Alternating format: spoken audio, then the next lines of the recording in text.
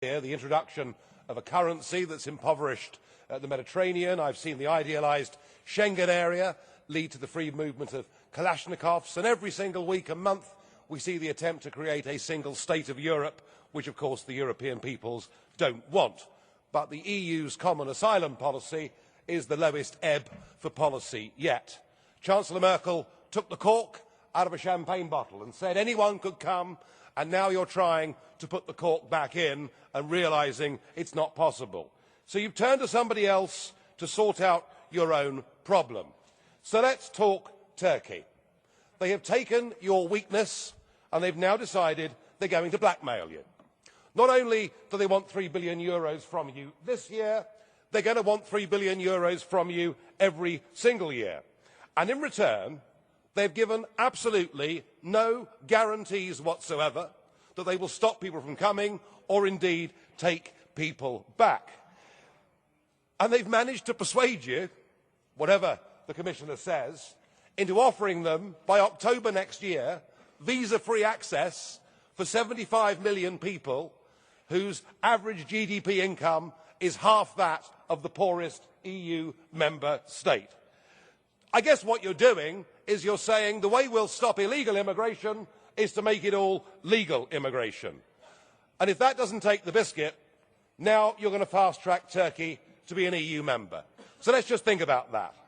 A country 97% of whose landmass is in Asia, apparently you want to join Europe. It is a country that appears to be keener on bombing the Kurds than it is on taking on ISIS. It is a country that has turned a complete blind eye to ISIS fighters travelling through its territory. It is a country, according to the Pew Institute, whose poll last week showed that 8% of those 75 million actively encourage and support the aims of ISIS. It is a country directly and closely linked with buying ISIS oil, and we will finish up bordering Syria, Iraq and Iran. It is mad. It is the most dangerous decision the European Union has yet taken. I'm sure the British Prime Minister will be delighted. He's campaigned for this since 2005.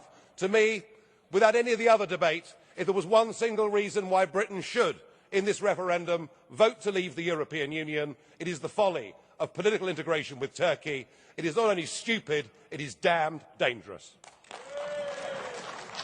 Believe you me, I was no supporter of Tony Blair's endless series of wars, and if I was in a different parliament and not this one, I would vote against the bombing campaign that Mr Cameron wishes to join the Americans and French in, because it has been poorly, badly thought through with no long-term strategy whatsoever.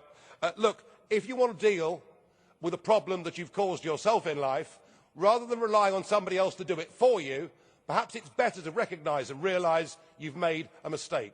And the only solution open to the European Union is to follow the example of Australia, who from 2008 onwards had a lot of boats heading towards their country, a lot of boats sinking, a lot of people drowning, many of the similar symptoms and problems, and the Australians said, if you wish to become a refugee or a migrant to Australia, you will not succeed in doing so if you come via this route. And the boats stopped coming. And the EU needs to have the moral courage to stand up and say that, but frankly, they haven't got the guts.